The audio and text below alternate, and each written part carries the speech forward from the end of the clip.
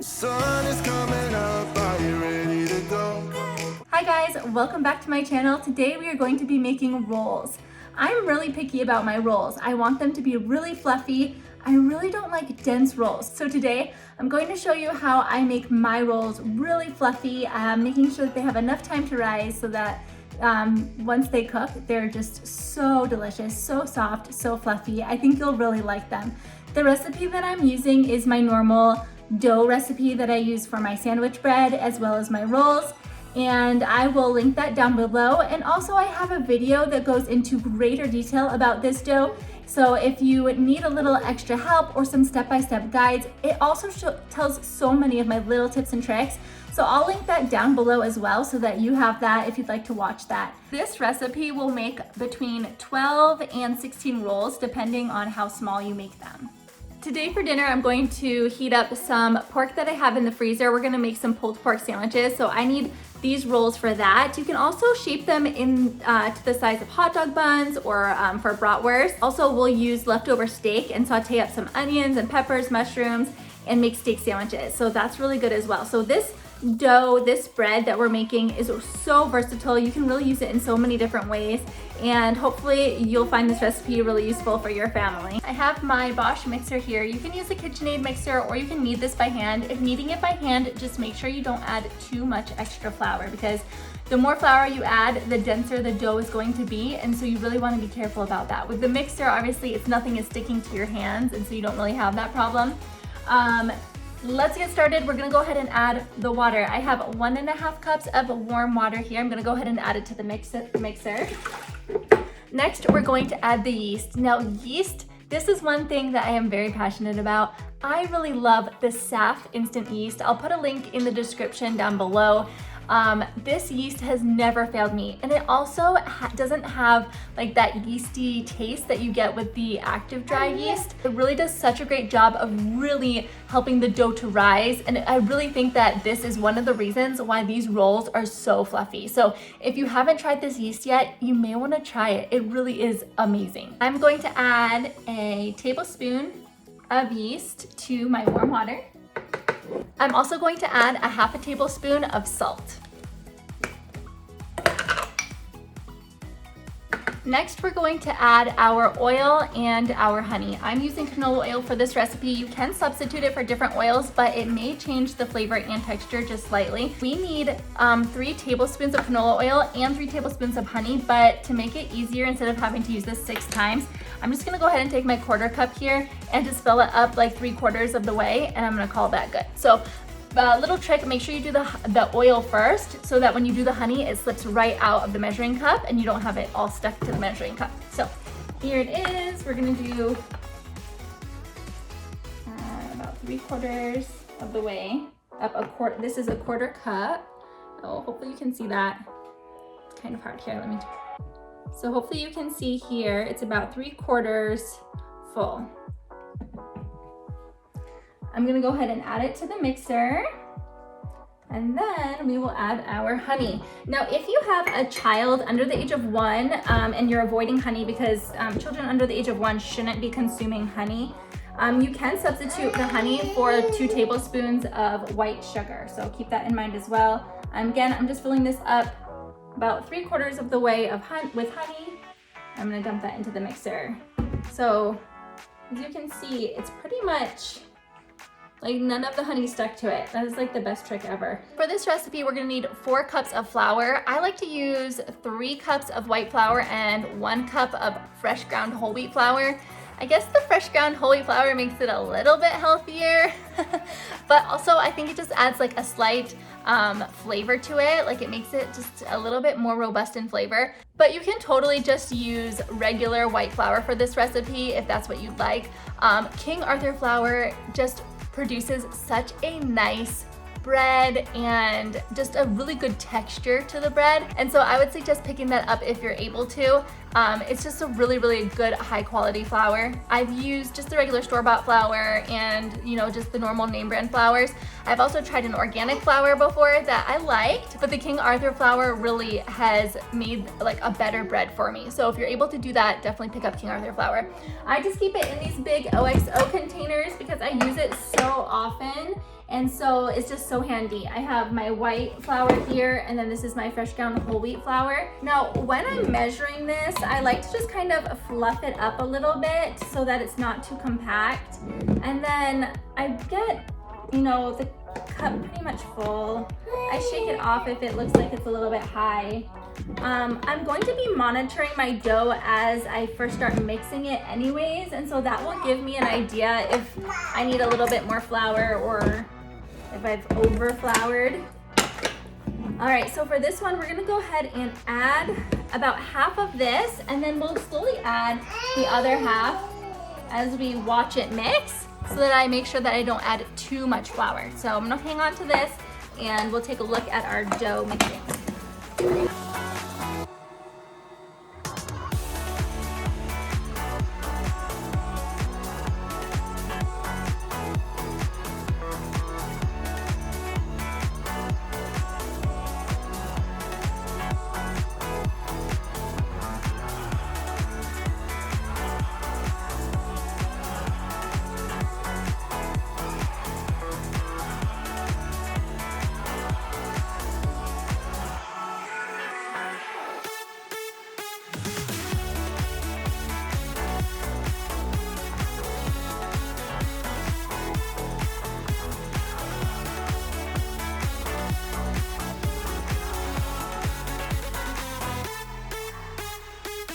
The dough has been mixing for just a minute or two, just making sure that the flour is fully incorporated. I'm gonna go ahead and feel it, make sure that it's not too tacky. We definitely want a sticky dough, but not too sticky. And also, I'm just observing it as it goes around the bowl. I want it to be mostly staying into a ball until the paddles are hitting it. So those are the things I'm looking for.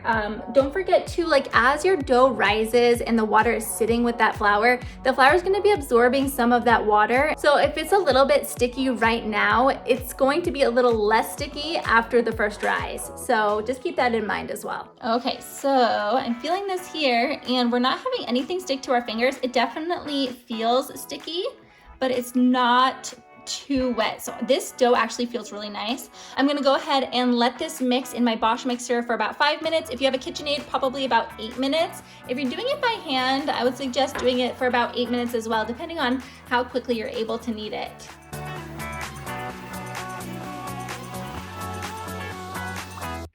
So our dough is done kneading. It looks really, really great. We're gonna go ahead and pull it out and put it into a bowl to rise. We have our glass bowl here. Before we pull this out, I like to just sprinkle a tiny bit of flour on the top so it doesn't stick too badly to my hands.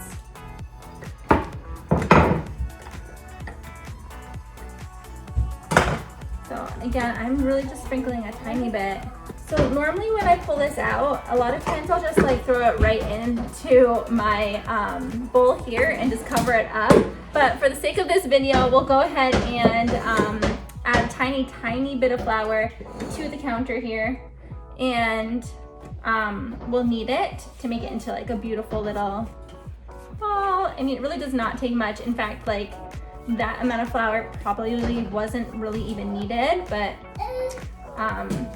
you can shape it and kind of tuck it underneath, and we have a beautiful ball of dough here. So we're gonna go ahead and add that to our bowl. I'm gonna cover it with plastic wrap and let this rise in the oven.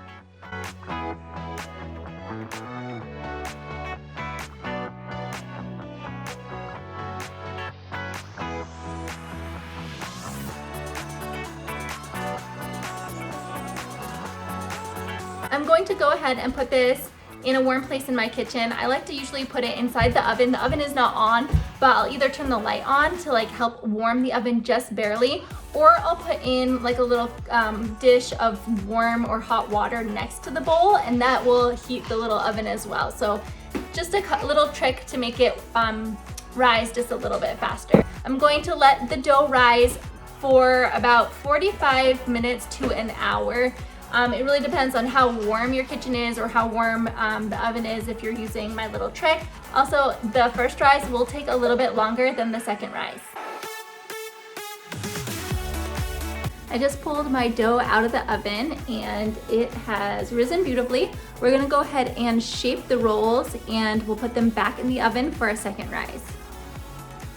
So I have my cookie sheet here. I just put some parchment paper on it to help the dough from sticking, to help the rolls from sticking when they're cooking. You can also just grease like a glass pan, like a casserole dish, and do them in there, but you may need to use either more than one or like one and maybe a small one, because we are gonna be making a lot of rolls.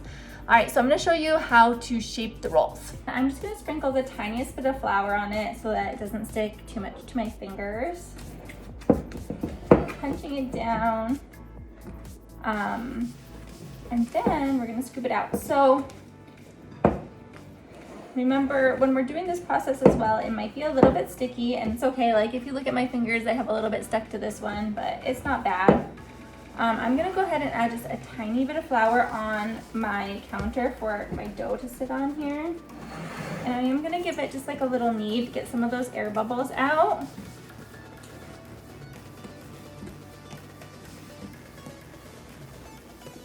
All right, and then we are going to be ready to form our rolls. When I'm forming my rolls with this dough, sometimes I'll just break off pieces, like tear them off. You can also get a knife or something to cut it into pieces. That might be a little bit easier. Let's go ahead and divide the dough in half.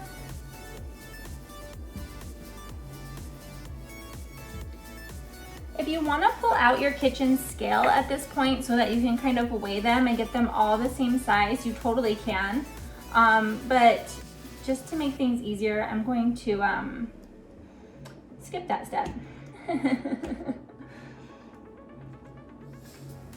All right, so here we have our dough. I'm gonna go ahead and, let's go ahead and split these into quarters here. Really, again, this really depends on how big you want your rolls. If you want larger rolls, then you're going to be using a little bit more dough, but then you also have to give them more room on the pan to rise. These ones are going to probably be closer to like a medium size roll. And we'll do the last one real quick.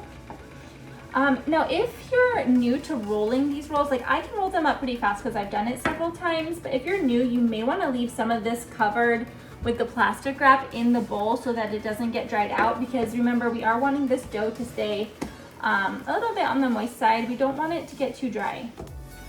So that's something to keep in mind as well. All right, so we are ready.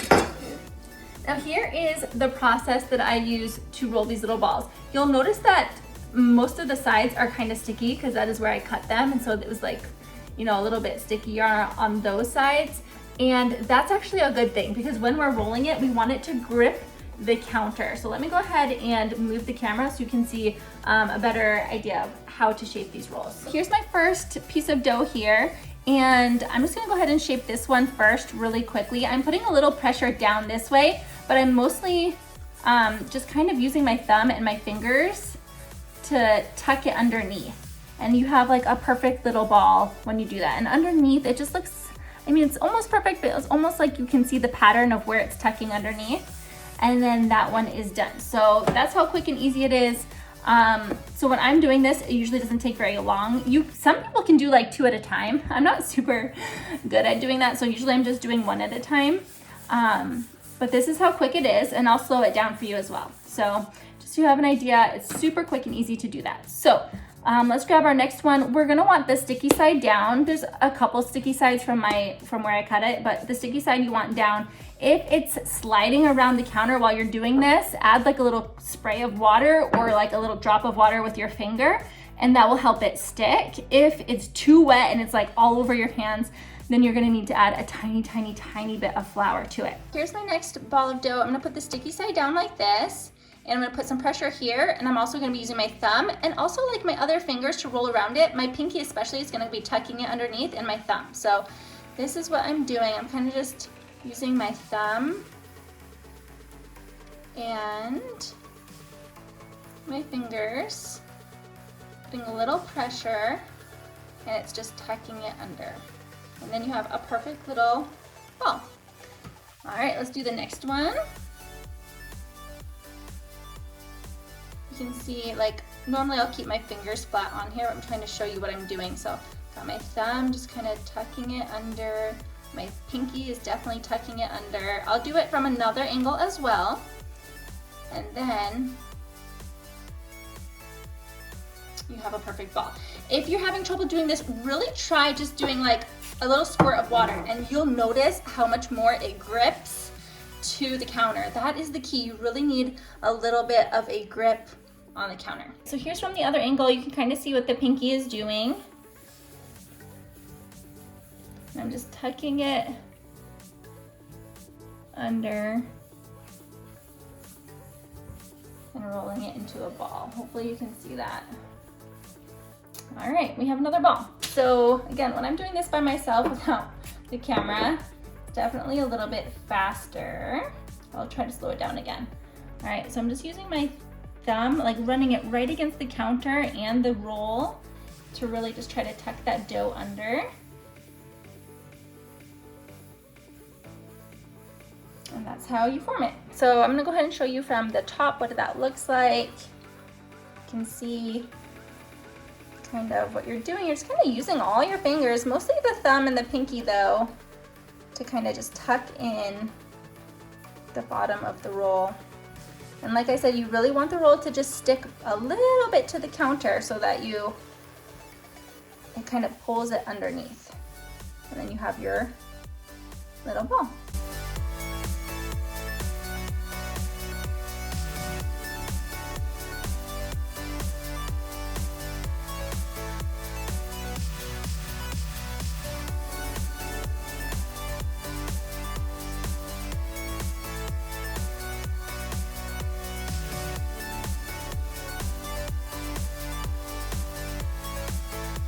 We formed all of our little balls into little rolls, and I'm just gonna go ahead and take a little bit of water here and spray it. The reason I do this is I think the dough rises a little better if it doesn't get too dry on top. So I just like to do a little spritz to keep it moist. Another trick you can do as well is remember that measuring cup I put with the warm water in the oven. You can do that as well because that will create steam. And then your oven will become a perfect little environment for these rolls to rise without getting dried out on top. So I'm gonna go ahead and throw these back in the oven. Remember, the oven is off. It's not warmed by the heating elements at all. It's just being warmed by a little bit of steam in that measuring cup that I have. I just put my rolls in here to get nice and warm. I have my warm water over here as well so that it'll help them rise just a tiny bit faster. And these will be a little bit quicker to rise. It will probably take about 30 to 45 minutes to rise, so I'm gonna keep a close eye on them. And when they are ready to rise, I'm gonna turn the oven on and have them bake. My rolls are nicely risen, and I'm going to just start up the oven with them inside. I know that I can do that safely with my rolls, and they'll just continue to rise as the oven heats up. That may not work in your oven, so you may wanna gently take them out and then wait for your oven to preheat and then turn it on. I'm also going to take out this water before I start the oven. I just got the rolls out of the oven, and you'll notice that they have a really good color to them. You definitely don't want to take them out too early because adding a little bit of color ensures that the inside is cooked all the way and that it's not doughy on the inside.